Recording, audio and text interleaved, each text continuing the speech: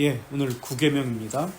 내 이웃에 대해서 거짓 증거하지 말지니라 라고 이야기합니다. 77문은 요구된 것이 무엇인지, 그 다음 78문은 금지된 것이 무엇인지를 이야기합니다.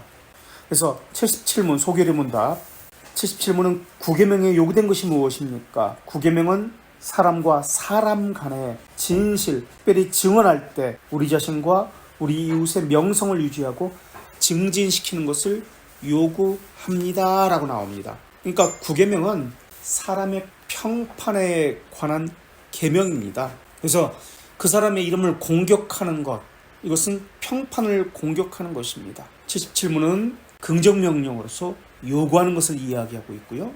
78문은 이번에는 반대로 부정명령으로 금지하는 것을 이야기합니다. 자, 그렇다면 9계명은 6, 7, 8계명과 어떻게 다를까요? 6계명은 이웃과의 관계인데, 우리 자신과 이웃과의 관계. 지금 9계명도 우리 자신과 이웃과의 관계입니다. 6계명은 살인하지 말라, 이웃과의 관계에서 이웃의 생명과 관련되죠. 7계명은 간음하지 말라는 이웃과의 관계에서 거룩과 순결, 거룩과 관련되어집니다. 8계명은 도둑질하지 말라는데 이웃과의 관계에서 그들의 소유, 재산과 관련되죠. 9계명은 이웃과의 관계에서 평판과 관련됩니다. 이름과 관련됩니다. 그들의 이름과 관련되어집니다.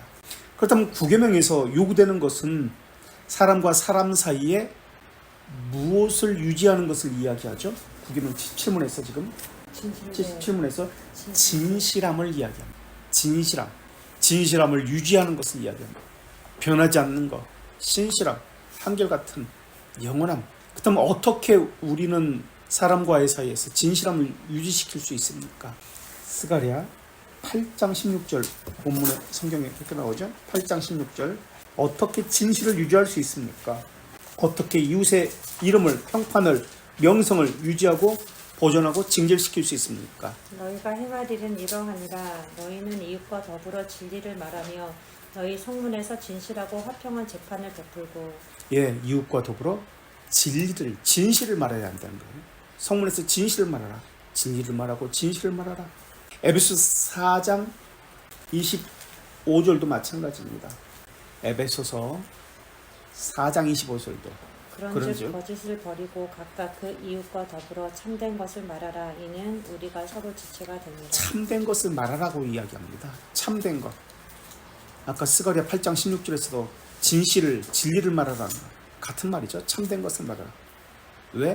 우리가 서로가 지체된다. 연합이라는 개념 때문에 연합이라는 것을 나오죠. 하나됨이라는 것을 나오죠. 9계명이 우리 자신과 다른 사람의 이름에 대해서 특별히 요구하는 것이 무엇입니까? 특별히 요구하는 것은 그 사람의 이름에 대해서 특별히 증언하는 것에 대해서, 특별히 증언할 때 진실하고 진실을 유지하고 증진시키는 것을 요구합니다. 우리 시편 15편 1절과 2절 한번 볼게요. 시편 15편. 예, 주의 장막에 머무른 자 성산에 사는 게 누구입니까? 2절에 정직하게 행하며 공의를 실천하여 그의 마음에 진실을 말하고 혀로 남을 허물치 않고 이웃을 악랄하지 않고 이웃을 비방하지 않고, 지금 말과 관련해 가지고 증언과 관련해 가지고 계속 이야기합니다. 이런 사람이 주의 장막에 성전에 머물 수 있다라고 이야기합니다. 그렇다면 어떻게 좋은 평판을 유지할 수 있습니까? 라고 묻는다면 이번에는 베드로전서 3장 16절 선한 양심을 가지라. 이는 그리스도 안에 있는 너희의 선행을 욕하는 자들로 그 비방하는 일에 부끄러움을 당하게 하려 함이라. 예, 선한 양심을 가지고 선행을 하라는 겁니다. 선행만 이야기하는 게 아니라 선한 양심을 가지고 선행을 하라고 이야기하고 있죠. 선한 양심을 가지고 동기, 과정, 결과까지 선해야 된다는 것을 이야기합니다.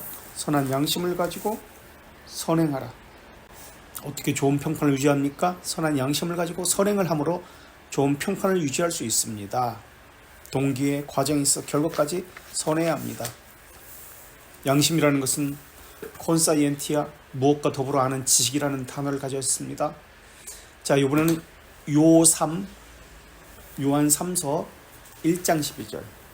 요한 3서 1장. 너네들이 오늘 무 사람에게도 진리에게서도 증거를 받았음에 우리도 증언하노니 너는 우리의 증언. 사람들에게도 증거를 받아야 되고 증거를 얻어야 되고 진리에게서도 진리에 근거해야 되고 우리 자신도 증언하고 그 모든 것이 참돼야 된다라고 이야기합니다. 사람들에게, 자기 자신에게, 하나님의 말씀에게도 다 일치되어야 합니다. 이것으로 좋은 평판을 유지할 수 있습니다라고 이야기합니다. 근데 사람 앞에서는 선한 사람으로 좋은 평판을 가질 수 있지만 하나님 앞에서는 좋은 평판을 가질 수 없는 경우도 있습니다. 이런 경우에 서로가 충돌된 경우에는 하나님의 우선입니다. 그렇다면 사람들 사이에서 선한 평판을 얻기 위해서 어떤 존재가 되어야 하고 무슨 일을 해야 할까요?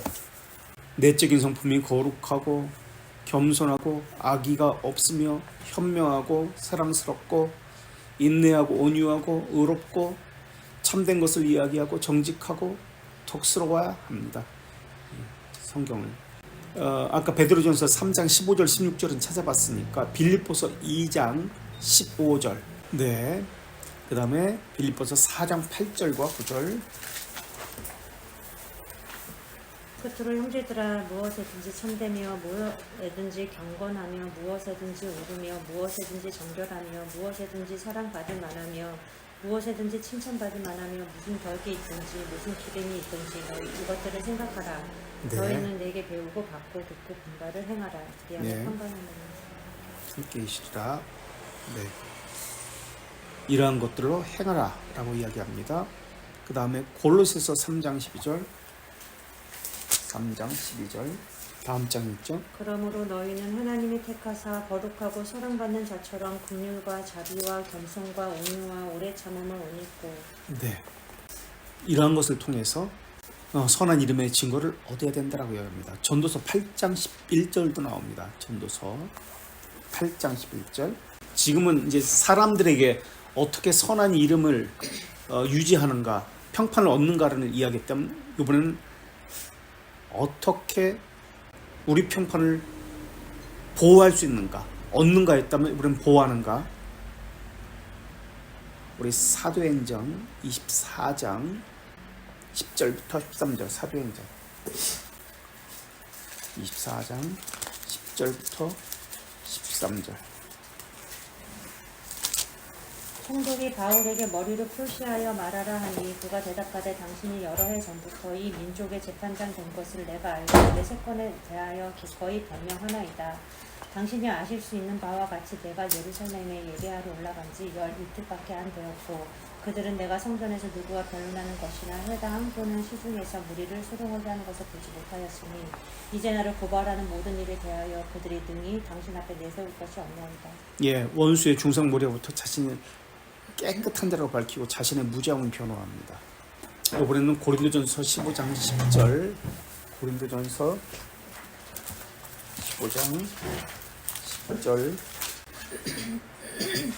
그러나 내가 나 된 것은 하나님의 은혜로 된 것이니 내게 주신 그 은혜가 헛되지 아니하여 내가 모든 사도보다 더 많이 수고하였으나 내가 한 것이 아니오 오직 나와 함께 하신 하나님의 은혜로다. 예, 자신이 한 것이 아니라 하나님의 은혜라고 그렇게 이야기하죠. 하나님께 돌려드리는 것이죠. 칭찬받을 일이 있다면 하나님께 돌려드리는 것. 고린도후서 12장 11절도 마찬가지입니다. 고린도후서 12장 11절 하여간 어떤 이의 말이 내가 너희에게 짐을 지우지는 아니하였을지라도 교활한 자가 되어 너희를 속일 수로 취하였다 하니 네, 12장 11절 내가 어리석은 자가 되었으나 너희가 억지로 시킨 것이니 나는 너희에게 칭찬을 받아야 마땅하다. 내가 아는 것도 아니라 지극히 크도다. 사도들보다 조금도 부족하지. 이제 같은 말이죠. 자, 그렇다면 어떤 사람이 특별히 자신의 이름에 대해서 신경을 써야 될까? 자신의 평판에 대해서 유지하고 보양시켜야 할까? 물론 모든 사람이 그렇습니다. 그런데 특별히 어떤 사람이냐면 디도서 2장 7절에서 10절. 다른 사람 모든 사람이 그렇지만 특별히 디도서 2장 7절에서 10절. 항상 내 자신이 선량하되 돈을 보이며 교훈에 피하지 아니하며 긍정하니까 충만할 것이 없는 바른 말을 하게 하사 이는 대적하는 자로 하여금 붙들어 우리를 악하다 할 것이 없게 하려 합니다. 종들은 자기 생존들에게 범사에 순종하여 기쁘게 하고 거슬러 말하지 말며 훔치지 말고 오히려 모든 참된 신실성을 나타내게 하라. 이는 범사에 우리 구주 하나님의 교훈을 빛나게 하려 합니다. 예, 뭐 사실은 모든 자죠. 모든 사람이 그래야 하지만 특별히 영혼과 관련돼서 그리스도인들 더더욱 자신의 평판을 유지하고 고양시켜야 합니다.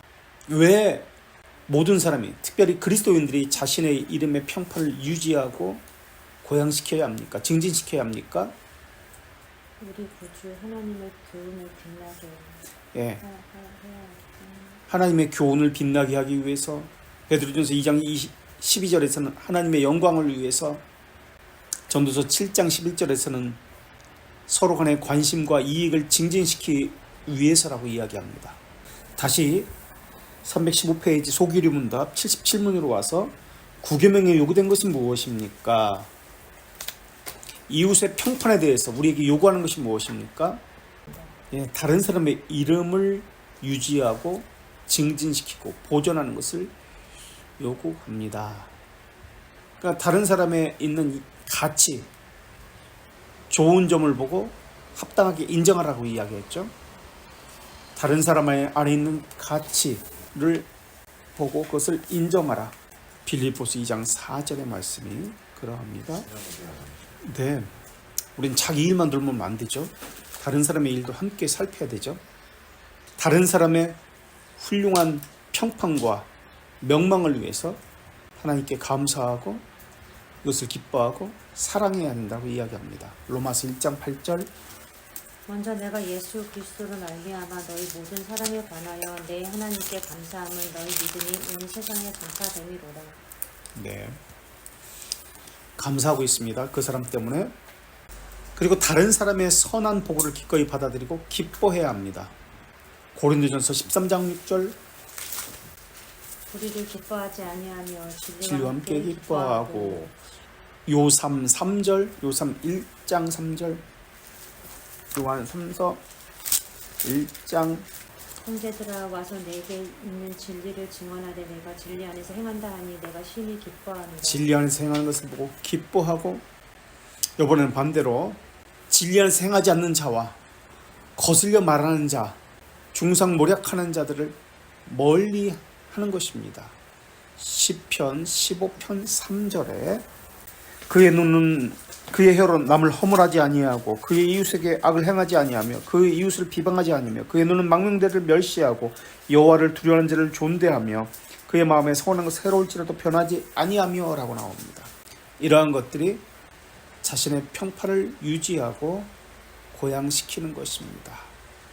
그리고 고린도후서 2장 4절에 자신의 평판을 유지하는 방법, 고린도후서 2장 4절에 과어가 있을 때 그들을 위해서 기도하고 좋은 평판을 그들도 가질 수 있도록 함께 노력해야 합니다.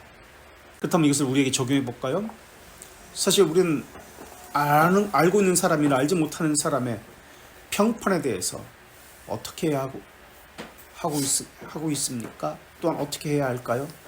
지금까지 이야기했던 이러한 모든 것들을 통해서 사람마다 각기 장단점이 있지만 그들의 은사, 장점, 훌륭한 것에 대해서 인정하고 그 평판에 대해서 증진하고 알리고 감사하고 기뻐해야 합니다. 이렇게 나와야 되겠죠. 그리고 반대로 그 사람의 평판에 대해서 거짓이나 악한 평가나 거짓 증언하는 것에 대해서 변호해야 되겠죠. 내 자신도 그럴 수 있다는 것을 알고 그들의 과오와 약점을 감싸야 되겠죠. 그들의 칭찬받을 만한 것을 기억하고 이것에 대해서 알려야 되겠죠. 이것이 구계명이 지금 요구하는 것입니다. 자, 이번에는 소기름다 78문 금지하는 것을 찾아볼까요? 금지하는 것은 78문의 첫째, 우리 자신 또는 우리 이웃의 명성에 진실에 편협적이거나 해로운 모든 것을 금지한다. 진실에 어긋나는 것을 금하고 있습니다. 진실에 편협한 것, 진실에 어긋나는 것, 해로운 것을 금하고 있습니다. 둘째, 이웃의 평판을 해치는 것을 또는 자신이나 이웃의 평판을 해치는 것을 금지하고 있습니다. 진실에 어긋나는 것은 무엇입니까? 지금까지 이야기했던 거짓말, 타인을 해롭게 하는 것, 거짓된 소식을 전하는 것, 다른 사람의 과오를 전하는 것, 이러한 것들이 진실에 어긋나는 것입니다. 그래서 골로새서 3장 9절이 없네.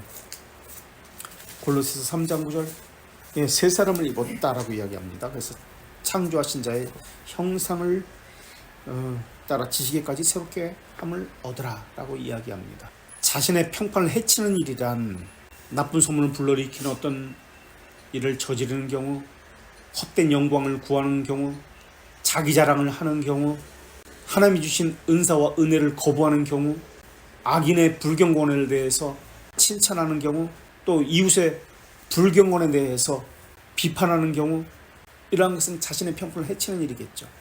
이웃의 평판을 해치는 경우는 위증하고 거짓 맹세하고 거짓 고소하고 비판하고 성급히 판단하는 경우, 정당한 이웃의 이름을 평판을 떨어뜨리는 경우, 망가뜨리는 경우, 비웃는 경우, 조소하는 경우, 욕설, 비난, 험담하는 경우, 이웃에 대해서 좋은 말을 하지 않고 나쁜 말을 하는 경우, 이런 모든 것들이 이웃에 대한 평판을 해치는 것이겠죠. 자, 우리 책으로 들어가 보겠습니다. 구계명 55페이지.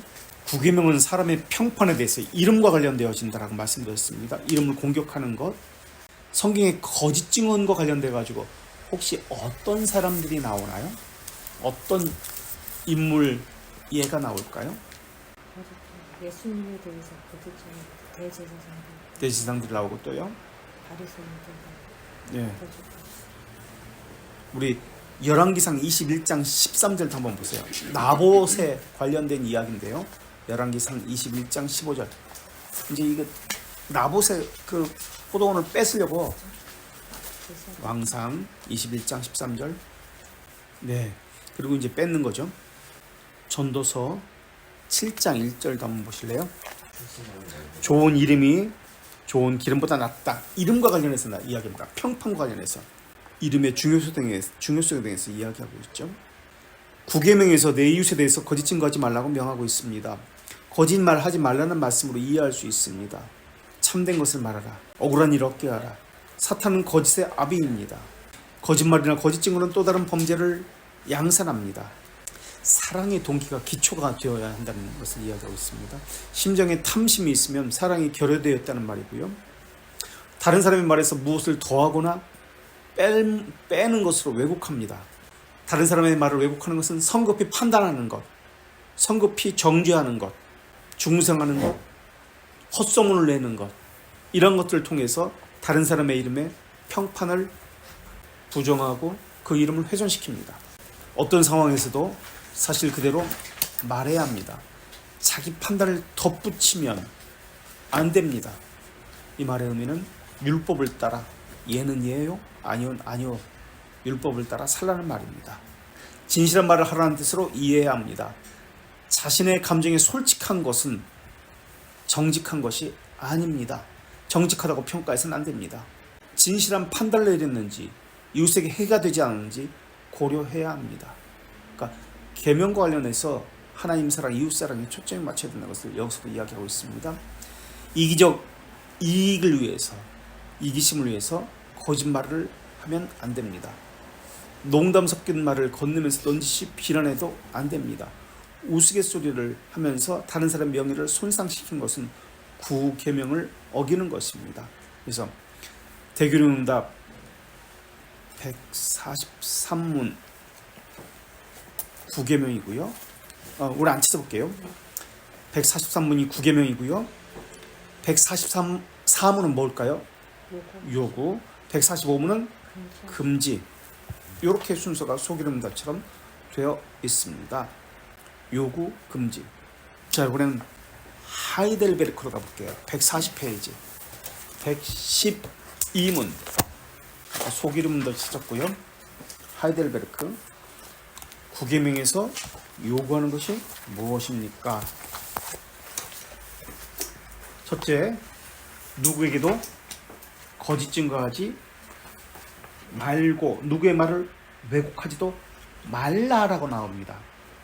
거짓 증거하지 말고 왜곡하지 말라. 왜곡이라는 것은 더하거나 빼는 것을 이야기하죠. 자기 감정적, 자기 느낌, 자기 판단이 들어가는 것을 이야기합니다. 두 번째, 험담하지 말라, 비방하지 말라. 그 다음 세 번째, 성급하게 말하지 말라. 부패의 특징이 두 가지 것이 뭐죠? 성급한 확신과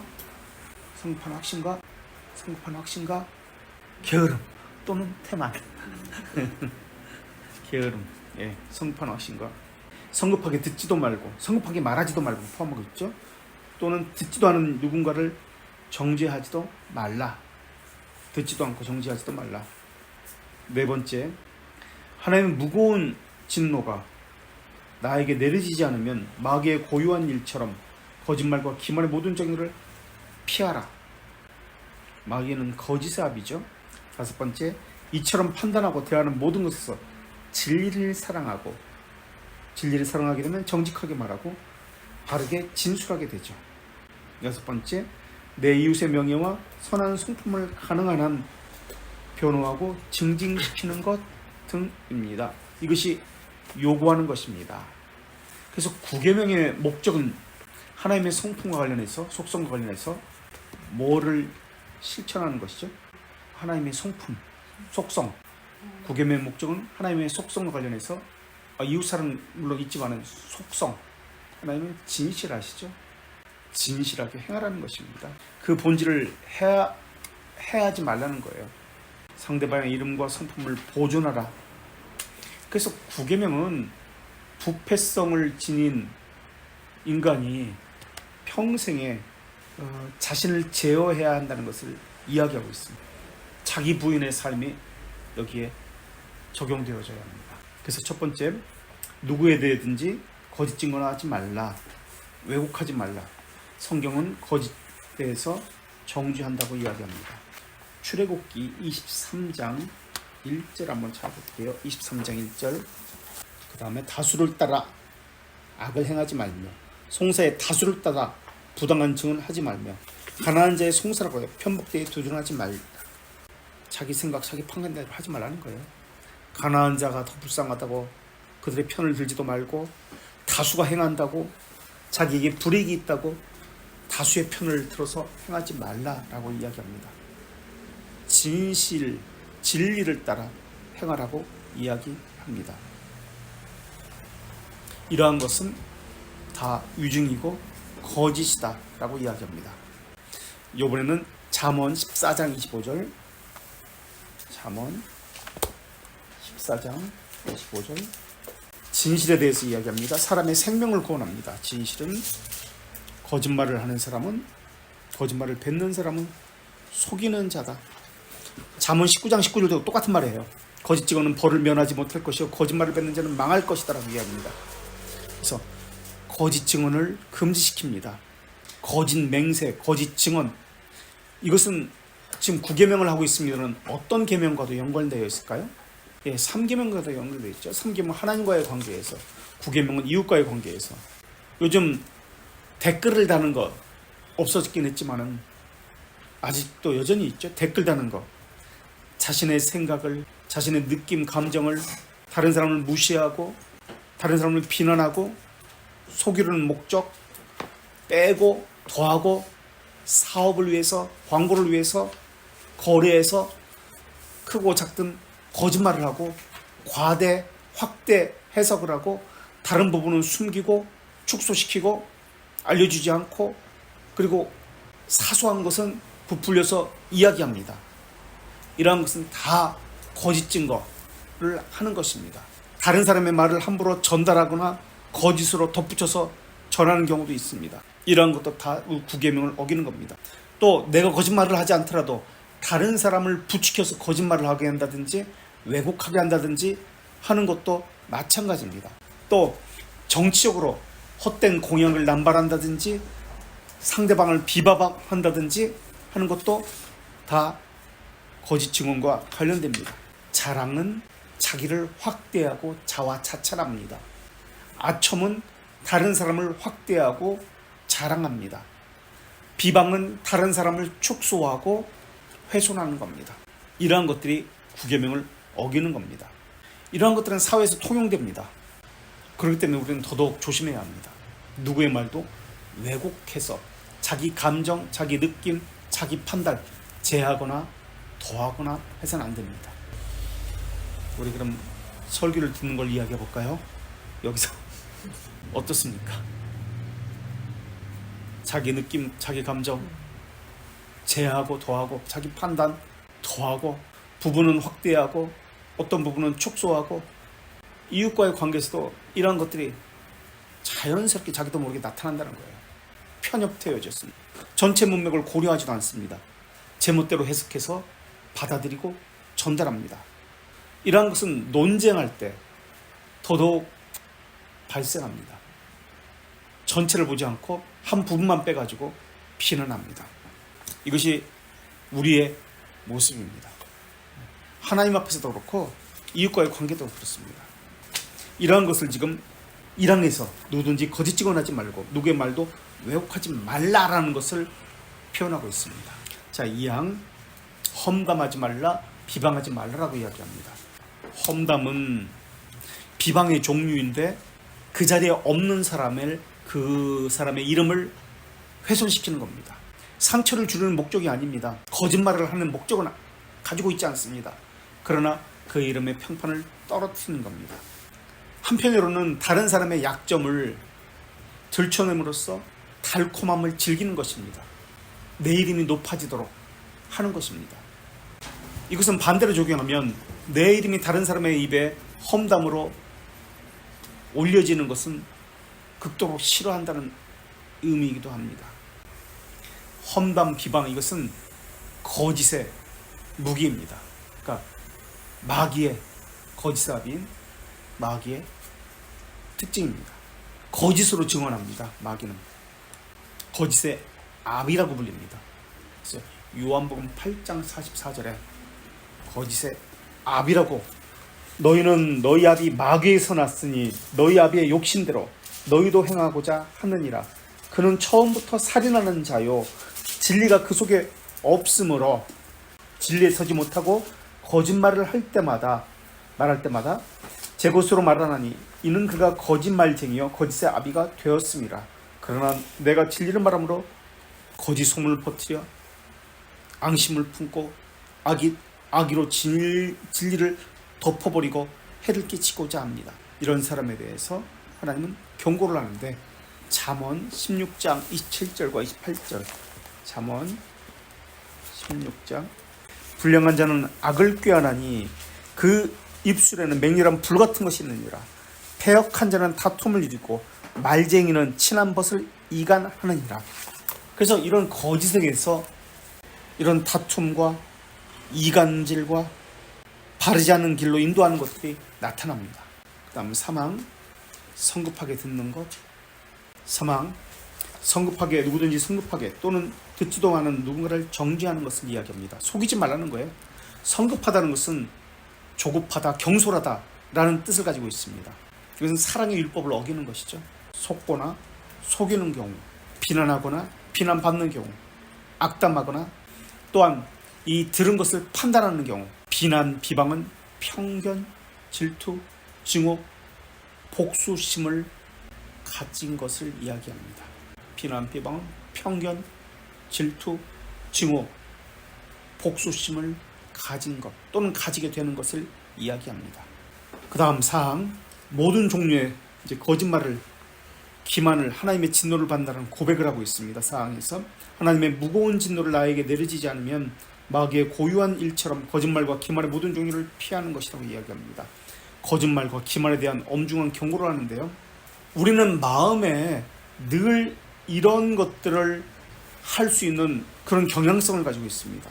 마귀의 농간이로 이런 것들이 일어나기 때문에 그렇습니다. 그래서 중생된 자라도 중생의 경험이 있는 자라도 틈만 있으면 마귀의 놀이객감이 됩니다. 그러나 하나님의 경고로, 무거운 진노로 이것을 경고합니다. 그래서 이것을 무겁게 받아들이고 기억함으로 말에 관해서 이웃의 이름을 훼손시키지 않도록 해야만 합니다. 이것이 사문의 사항의 이야기입니다. 무거운 진노를 받습니다. 그 다음 5항, 이처럼 판단하고 대하는 모든 것에서 진리를 사랑하고 정직하게 말하고 진술하는 것을 이야기합니다. 정직하게 진술하는 것에 관한 고백인데요. 중생된 자는 이웃에게 거짓을 행하지 않습니다. 진실을 행합니다. 새 사람과 옛 사람 간의 영적 진투가 있습니다. 그래서 중생된 자는 새 사람의 법을 따릅니다. 이웃과 더불어 참된 것을 말합니다. 그래서 우리 아까 에베소 4장 24절 25절에서 그렇게 이야기했죠. 새 사람은 하나님의 형상을 따라 지어졌기 때문에 거룩과 의로움으로 살아갑니다. 그래서 진리를 사랑합니다. 그래서 의지의 확고한 목적이 됩니다. 그 다음 마지막 6번째, 이것은 이웃의 명예와 선한 성품을 변호하는 것에 대한 고백인데요. 내 이웃의 명예와 선한 성품을 가능한 한 변호하고 증진시키는 것입니다. 거짓과 참의 논쟁이 벌어질 때 참을 따르는 것, 아무리 참을 따른다 할지라도 이것이 이웃의 영예에 손상이 되지 않도록 고려해야 됩니다. 그래서 이기적 판단을 하지 않는 훈련을 해야 합니다. 이것이 벨지카 우리 39페이지 36장 2항 4절 36장 2항 4절 모든 자는 자신을 행정관들에게 종속시켜야 하고 세금을 바쳐야 하고 그들에게 속한 명예와 존경을 나타내야 하고 그리고 하나님의 말씀에 거슬리지 않는 모든 것에서 그들에게 복종해야 하고 네. 이것은 행정관에 대한 위정제에 대한 우리의 자세입니다. 우리의 자세가 이래야 됩니다. 그들의 이름을 훼손시키지 않도록 우리가 해야 합니다.